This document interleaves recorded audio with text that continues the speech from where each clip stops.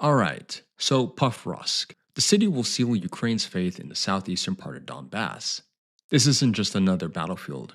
No, the city is a ticking time bomb for Ukraine.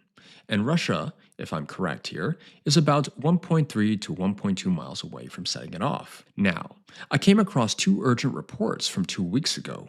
One from Reuters titled, Russian Forces Advance Towards Strategic City of Pokrovsk in Ukraine's East, and another from First Post, titled, Russia Within Miles to Ukraine's Transit Hub, Pokrovsk, after a month-long push. Now, what struck me is that both sources agree Pokrovsk isn't just a target. It's a crucial transit hub. If Russia takes it, Ukraine's supply lines and defensive positions in the Donbass could crumble like a house of cards. So, today I'm going to break down how Russia got this close, and why Pokrovsk is so vital, and just how devastating this could be for Ukraine. Stay tuned because what happens here could change the course of the war. So let's dive in. Now, to really understand why Pokrovsk matters in the grand scheme of things, you gotta look at what makes this city so important to both sides. It's not just about territory, it's about what's connected to it. Think of roads, railways, and supply lines. And trust me, the city's location could be a bigger game changer than other cities we have heard before being so-called game changers so far. Let's start with Pokrovsk itself. It's a city that's more than just a dot on the map. This is in all sense a major logistical hub in the Donetsk Oblast, which is critical for Ukraine's supply chain. With Russia closing in, capturing the city could shift the balance in eastern Ukraine's battles to come, as again, the importance of it is supporting Ukrainian forces with ammunition, reinforcements, and other such supplies. Losing this hub would significantly complicate Ukraine's ability to defend eastern front lines effectively. This development follows a month-long push by Russian forces, demonstrating their increased focus on controlling logistical choke points. Russian forces are also currently advancing to within a few miles of Pokrovsk, with reports of heavy fighting in the surrounding villages. Control over Pokrovsk could provide Russia a stronger foothold for further incursions into Ukrainian-controlled territories. The advance also highlights a tactical shift by Russia, by prioritizing strategic gains over broader territorial ambitions. So, clearly, Pokrovsk is going to be the new Bakhmut in terms of how it's vital for both sides. However, this time when Russia captures it, they'll be able to uppercut and flank from behind the Ukrainian defensive lines. They could either push northwards, hitting both Kramatorsk and Slavyansk, or the Russians might head straight through and cross into the Dnipro Oblast and drive all the way to Dnipro city itself. This would effectively disrupt Ukrainian supply lines and stretch Ukrainian forces even further than they're currently functioning. Now, when Pokrovsk falls, the international Western community will have two choices here: either double down on sending more aid or not, depending on how Trump proceeds with his foreign policy on Ukraine. What I do know is that Western European countries will likely still send aid, though perhaps in a more limited fashion, or maybe even in full-out support, until they bleed their own citizens dry of their own money. Logically, they should cut their losses, but they won't due to their apathetic pride, sadly. But while Russia's advance is obviously clear here, Ukraine is far from being defenseless. They are actually pushing back, but the challenges are currently mounting more for them. What's Ukraine's strategy to hold these vital positions? And how are they coping with these escalating pressures? Well, they're not backing down, but the challenges are currently mounting. Ukrainian troops are stretched currently thin, and maintaining control of key positions has become a race against time. For example, Ukraine actually has ramped up its defensive measures in Kupiansk and surrounding areas to counter Russian advances up in the north, though that currently is falling apart as well. Recent Ukrainian strikes have also targeted Russian supply lines to disrupt their momentum as well, though the results actually remain kind of mixed of what we're currently seeing at the moment. Though, again, to be fair here, Ukraine forces are also grappling with manpower and low supply issues, basically complicating their efforts to hold strategic locations. These reports highlight Ukraine's strategic use of artillery and precision strikes to slow Russian advances down. The Estonian intelligence also warns that Ukrainian positions in Donetsk are increasingly vulnerable to encirclement. Winter conditions are also expected to play a crucial role in this battle, potentially hindering large-scale offensives for both sides. In my opinion here, like I said in one of my previous videos, Ukraine needs to pull its forces out of Kursk immediately. They need to send those reinforcements to hold Pokrovsk, perhaps for a little longer than the Battle of Bakhmut itself. But stubbornly, they won't do that.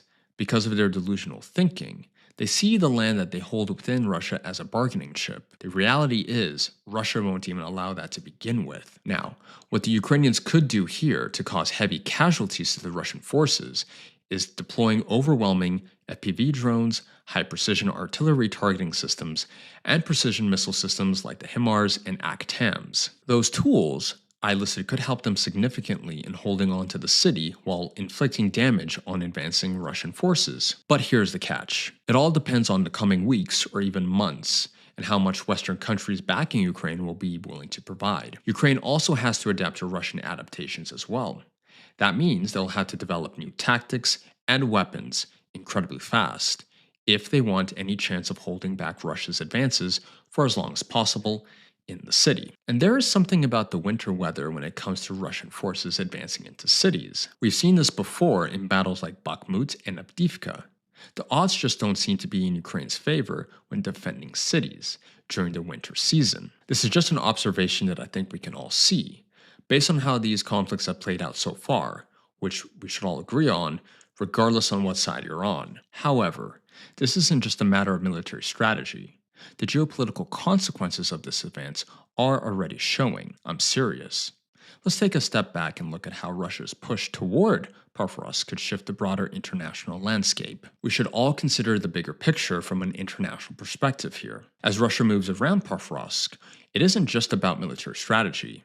They're clearly sending a message here, not just to Ukraine, but to their backers as well. This advance actually could reshape the geopolitical dynamics of this conflict as a whole, perhaps. A Russian victory on Pokrovsk would bolster their narrative of resilience despite ongoing sanctions and current international pressure. The advance will likely test NATO's resolve to continue supporting Ukraine, particularly if the conflict drags into another year or so. Conversely, a Ukrainian defense of Pokrovsk would serve as a significant morale booster and reaffirm international support if they can hold on to the city. If the fall of Pokrovsk happens, it could definitely force Ukraine to realign its defense further west, potentially weakening other critical positions. They are currently saying that Russian propaganda is already framing the advance as pivotal success, aiming to influence domestic and international audiences. The situation underscores the high stakes for both sides, as the battle for Pokrovsk could influence further negotiations if there's any negotiations to begin with. When the Russians take Pokrovsk, it could push Western countries into openly discussing sending peacekeepers to Ukraine, something a few Western politicians have already hinted at. But let's be honest here. Again, Russia will never allow that to happen at all. The bigger picture here is that Ukraine will be faced with two brutal choices: either accept a negotiated settlement on Russia's terms, or keep fighting like Germany did in 1945. Tough call for Ukraine here, but it's going to be even worse for the Western international community. Their emotional response to losing yet another logistical hub will be that of frustration and anger. Why? Because Pokrovsk isn't just a military target. It's a city that produces steel and coal that powers much of Ukraine and some parts of Europe through imports coming from Ukraine. And let's not kid ourselves here. The Western leaders are willing to sacrifice Ukrainian manpower to hold this city, specifically for that reason I stated above. They'll frame it as upholding neoliberal democratic values. But that's a very bold claim, might I say, that they've repeatedly failed to live up to, as the situation clearly shows. Now, NATO's approach to Pokrovsk is what concerns me the most, because they seem to think this battle will somehow play out differently than that of Bakhmut or Avdiivka. For an organization that prides itself as the world's strongest military alliance, post-Cold War, one with advanced intel gathering and military hardware sharing, it's both arrogant and ignorant to believe Ukraine can hold the city, given how the last two battles ended. And yes, NATO can provide rapid intel on Russian movements and suggest where Ukrainian forces need to defend and attack. But that's not going to be enough, and everyone knows it. NATO, Ukraine's government officials, and Russia as well all know. Their strategies, as we saw in the grand Ukrainian summer counteroffensive of 2023, are basically outdated. NATO's reliance on air support to push ground troops forward is completely unworkable here, as even the Ukrainians themselves have stated, because anti-air missile systems have rendered their approach obsolete. and NATO has no real combat experience in dealing with those systems in modern conflicts, since most of their wars have fought against weaker opponents. It's very much so laughable, honestly. So, with the ongoing conflict in the East, it's clear that Russia's military tactics are not just about seizing ground. They are strategically targeting key logistical hubs that will definitely cripple Ukraine's ability to continue this fight. If Pokrovsk falls, we'll see a shift not only in the battle for Donetsk, but also in Russia's overall strategy.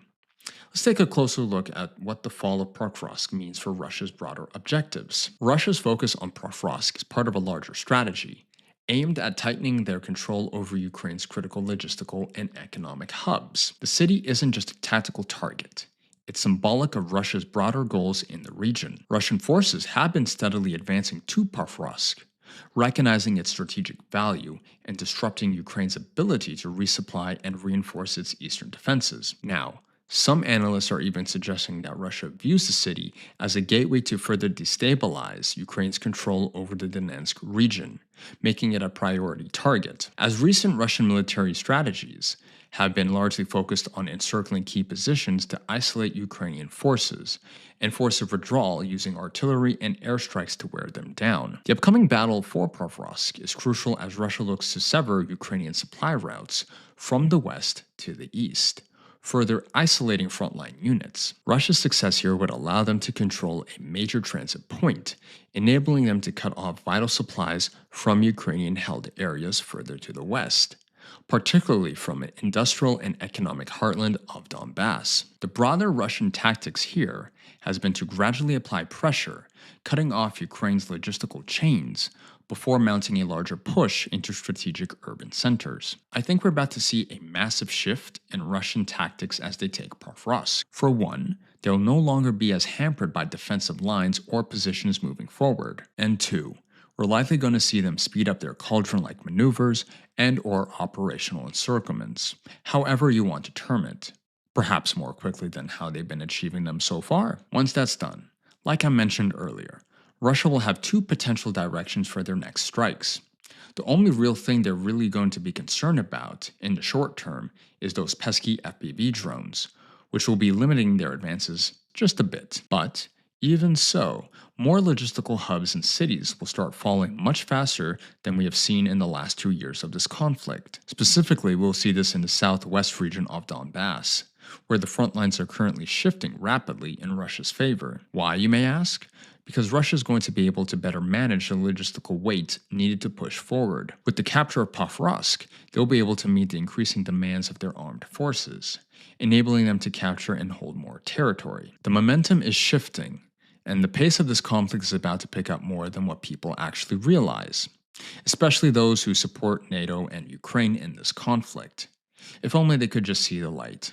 Oh well, since Russia will be focused on applying gradual pressure on all of the front lines, Ukraine is doing everything they can to hold on to key positions, and Pokrovsk, given its economic importance, isn't just a military prize. No, it's essential to Ukraine's survival. Let's take a deeper dive into the economic significance of the city for Ukraine. Beyond military strategy, Pokrovsk's economic significance cannot be overstated. The city is an essential node in Ukraine's supply chain, playing a key role in transport of goods and reinforcements across the Donetsk region. Pokrovsk is a vital transit hub for the transfer of goods, including energy supplies, materials for the military, and civilian essentials. The city is also a crucial link in connecting Ukraine's industrial capacity in the east with the rest of the country. Its loss could put Ukraine's economic into further strain, further also complicating its recovery efforts in the war-torn region. The city's industrial base, which includes mining and manufacturing, is also a central part of Ukraine's ability to produce key supplies,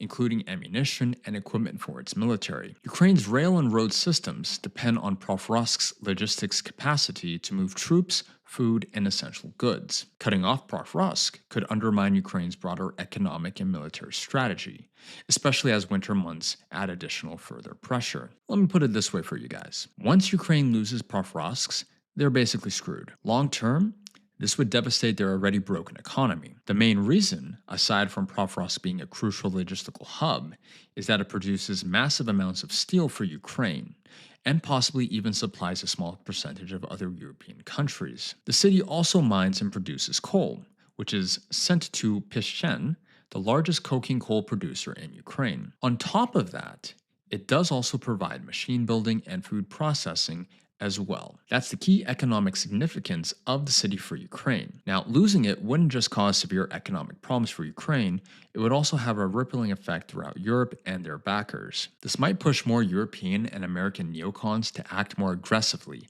by sending more aid, since they are emotionally mad about it. But again, that won't change the dire situation that Ukraine finds itself in, if you ask me. Now, as both sides prepare for a decisive battle, their strategies and tactics are becoming increasingly apparent. We've seen how Russian military approach is shaping the conflict, but what about Ukraine? How are they strategizing to defend Pokrovsk?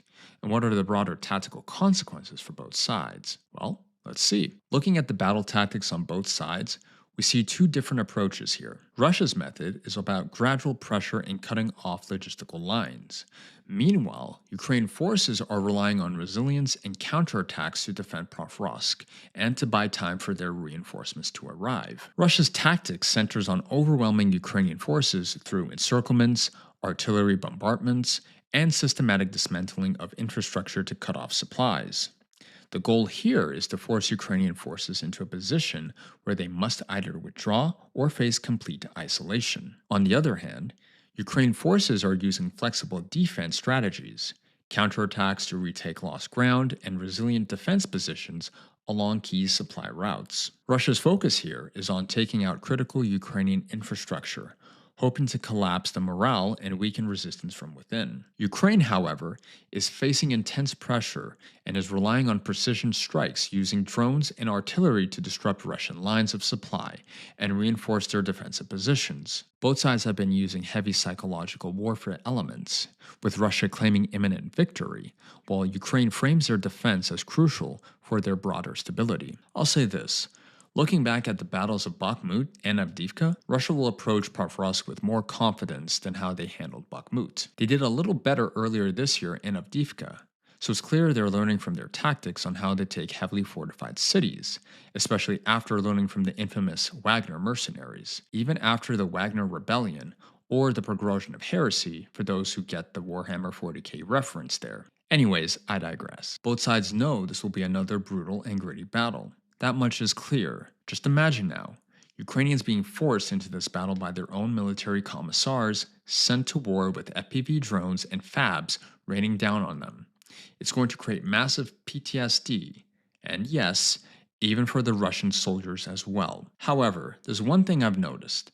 In the past battles, one side accused the other of using meat wave tactics, while the other used meat shield tactics. In a city battle like Pokrovsk, it's going to prove what realists have been saying all along.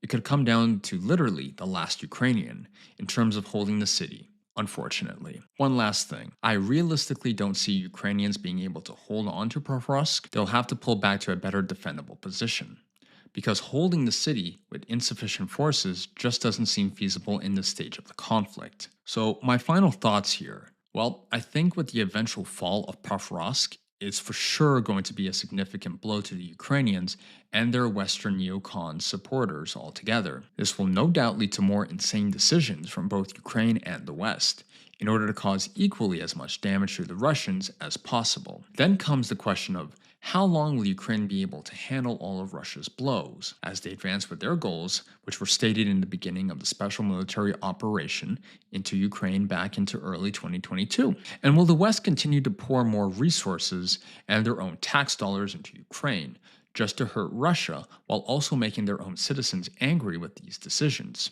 Time will tell. So keep your eyes out for perhaps a massive geopolitical change due to what happens in this conflict and in that specific battle to come. Otherwise, guys, please leave me your questions or concerns in the comment sections if you have any. Hit that like button and the subscribe button, and look forward to more videos. Have a great day, guys. Bye.